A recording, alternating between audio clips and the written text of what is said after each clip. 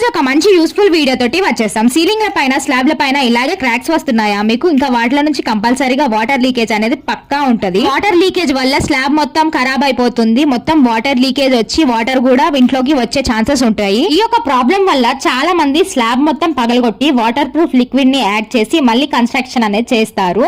కానీ ఇది చాలా ఖర్చుతో కూడుకున్న పని. కానీ ఇప్పుడు మనకి అవసరం లేకుండా చాలా తక్కువ ఖర్చులో వాటర్ లీకేజ్ ని క్రాక్స్ ని ఆపేలాగా క్రాక్స్ తో కూడుకున్న స్లాబ్ ని నీట్ గా వాటర్ లీకేజ్ అనేది లేకుండా క్రాక్స్ అనేవి లేకుండా ఇలా చేయొచ్చు. ఇది యూవీ ప్రొటెక్షన్ కూడా, ఎండ దెబ్బ తగలకుండా స్లాబ్ అనేది నీట్ గా క్రాక్స్ లేకుండా ఉంటది.